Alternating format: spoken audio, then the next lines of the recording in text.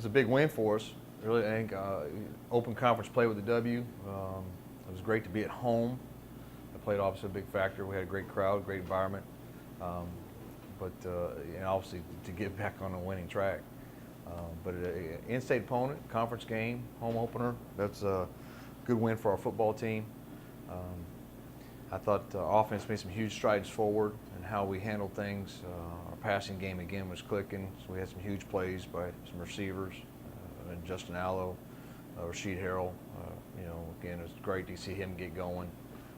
He's played well, but hadn't really had the touches and got out. But started the game out, especially with the bang. Did really well there. So I'm real pleased with that part. I think we're getting better every week. I think they're getting more comfortable together schematically. Coach Barrett did a great job calling the game.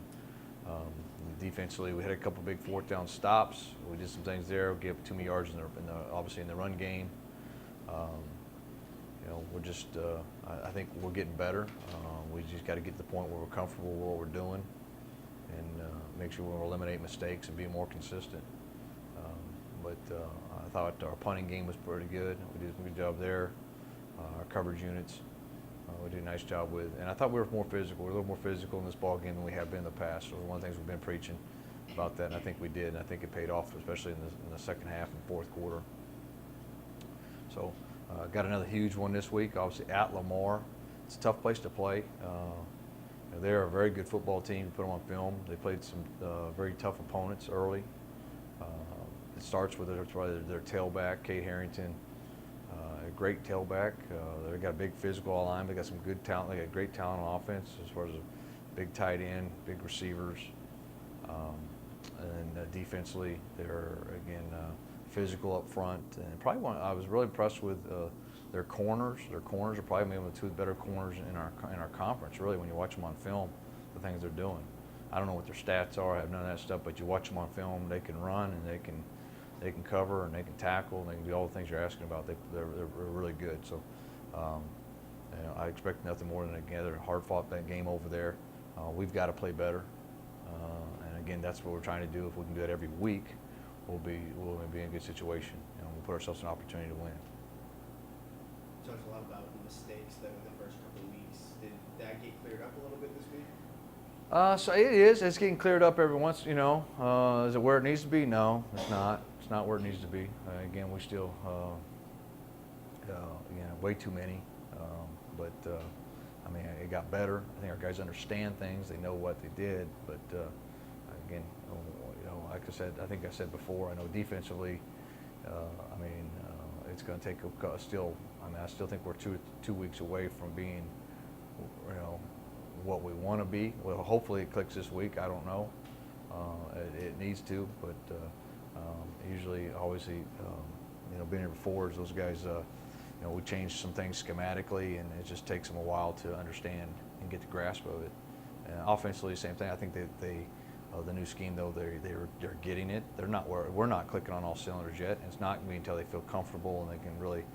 There are not any mistakes, and when that happens, we'll be a pretty special unit on both sides of the ball. You said 2 weeks away. Any reason why that number? I know it takes reps and takes time. I think I said it before. I think usually about game 4 or 5, that's when we're going to start hit the mark we need to get at. And again, will it come this Saturday? I don't know. We'll see how practice goes this week, and hopefully, I thought last week we would have hit it. Thought last week we were ready, and then again, getting the lights start clicking on, and you don't do some of the things you're supposed to do and stuff like that, and we trying to find different ways, obviously, to get to them, and different ways to teach things, and different ways to try to make it simple and so they can understand it a little better and stuff. But that's part of it. I know from a defense standpoint, we do a lot of checks, and I try to put a lot of things on them to get it done. Because when they do get it, then we're in the right situation all the time. And right now, we're missing quite a few of them. So, Coach, talk a little about Seeger's punch out to save 7. That was clearly going to be a touchdown. Yeah, that was a big time play. Again, very heads up. That may be one of the heads up ball plays we had. Big time play at a big time moment, and it's great for him, great for us. Also, the second one too was a great rip out. It was ripped. He didn't put it down. Tillman ripped that ball out. Great job on him and getting that ball. I don't remember who recovered it either, but so that was a real big play by Ryan Seegers. When your team was had a rough third quarter, but able to come back in the fourth Yeah. to really put the game away, Yeah. what does it do for your confidence in knowing that there's that bend don't break attitude? Well, anytime you can have success, especially in a tight ball game, and finding ways to win it, it's going to help you. It's going to create some success. So when you get down, you don't hang your head and do the woe is me attitude. So I think it was huge for our confidence. It was good to get in the win column. That again itself will do, does a lot for you. Again, that third quarter, again, it's really, two big plays in the passing game. Guys just go over top of us and do that. And again, it's not much of a talent issue as it was. Again, there were some technical issues on both those plays that we could have prevented if we do it right. And, guy spins the wrong way on both of them. So.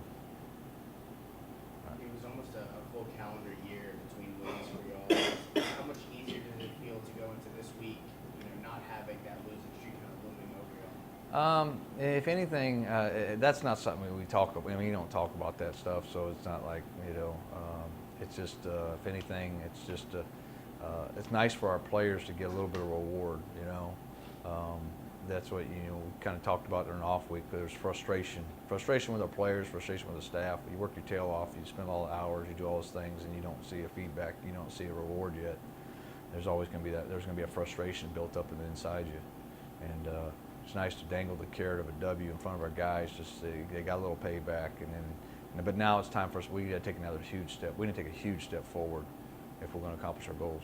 Let's talk about being 5-0 against Northwestern. It helps you when you go into that living room, when you compete head-to-head for a guy. Yeah, in-state battles are huge on that, just for recruiting purposes. Again, anytime you get an in-state win, I think it's a big win, and it's not a conference win, but it's, like I said, an in-state opponent and a long-time rival here for Southeastern. So it's a big win across the board, and it should help us in recruiting battles as well. Yep. You said take a huge step forward. What is that step you're looking to take? It goes back to the same thing. I don't want to keep it like a broken record, but it's being consistent and doing your job all the time. Again, every time, it don't matter what we're talking about, is offensively, if it's, one guy doing the wrong thing, there was probably 21 points left on the board offensively.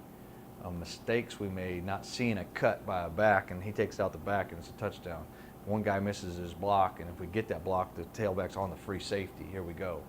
And big plays like that, you know what I mean? And you got to show them to us that and defensively, it's the same thing. Hey, we got 9 guys in position, one of you is out. And what happens? It turns into an 8-yard gain, it's getting the point across that there's plays all over in a ball game. Everybody always wants to look at the last play and all that stuff, but there's plays all over in a ball game. And if you take care of those 12 plays, you're not fighting in the fourth quarter for a ball game. You tuck this thing away, from our standpoint, again, you look at that film, and it easily at one point it probably could have been 34-6, and 34-6, it's a different ball game. They're calling different plays. We're calling different plays. Things are different, but that's where we want to be. So it's a consistency factor, and then the guys, again, we did play. We played quite a bit of guys. I mean, really. So, and those guys still, when they get in, understand that those plays can occur, whether at any time that impact a ball game. And a lot of times it's the little ones, and you start compounding interest, and you make a lot of little mistakes, and they add up, and they keep people in ball games or don't allow you to pull away. You may not want to divulge. Coachable? Yeah. It's all. I mean, it's simple. I mean, it's a simple thing. Again, you're coaching. Again, same thing. Who your eyes are, who your keys and your reads are, and be able to transfer that to a formation. Say, in this formation, here's your key. Well, if I don't see it and I take the wrong step and I get cut by the backside center, well, because my eyes aren't in the right spot. Well, so that's what I said. A lot of those, almost all of it's correctable. We just got to grow up, mature with a thing, and understand that every play is important. You may not want to divulge your plan because the game's still to be played, but how do you stop Harrington? About just what I talked about. You know what I mean? Again, you can't give them a crease. Everybody's got to be in their gaps. Everybody's got to take responsibility. You got to be able to, you got to fit things properly, and you got to tackle well. The other thing he does, he breaks a lot of tackles. You know, and he doesn't always hit it where it's supposed to go. He's going to cut the ball back. He's going to bend it. He's not hitting the ball all the time where it's, you know, so it kicks everybody across the board to do their job. And you know, you got to make sure you have them defensed right. You saw improvement out of Allo from his first start to this start. What are you looking for from him in his game against Lamar? Yeah, you know, a little more the same. I mean, really. I mean, again, I thought he played well, and again, we're looking for him to just continue to do that, and make sure he's getting better on a day-to-day basis. And you know, but I thought he made a lot of right reads, ran the ball well, delivered the ball. Didn't only had a couple, probably reads he'd like to have back, and. I think the more obviously the more experience he gets, the more comfortable he's going to be, and the more he's going to hopefully have that on the right track. You mentioned those cornerbacks that they have that are so good. What do they kind of do that stands out to you? Like I said, the biggest thing they do is they both can, the one's a real tall, lanky kid. I don't know, he's about 6'2", corner, and he can run and plays the game exceptionally hard. You know, and they put him in they put him up in man coverage and get in somebody's face. He's eliminated a lot of receivers, and they played some really good opponents. But he plays physical against the run game as well. He's not just a covered corner; he can do it all. The other guy on the side is a little shorter than that, but like I said, they're both exceptional speed. Put themselves in good position. Coach, how you feeling about how your defense has played so far? I think, like I said, we're getting better. I don't think we're not anywhere close to where we can be. You know, I like our attitude. I think that we're continuing to try to get better. It's not I don't think it's any lack of effort or mentality and that stuff. I think they're busting their tail to do the things right and to learn. Some of it's just still trying to teach them football. How do you play certain formations? How do you play certain plays? How do you play certain route concepts and things like that? But I think they're working their tails off, and the more probably from a football intelligence level, that's really the thing we're trying to do is up their football IQ and get it to where they're consistently making the right decisions.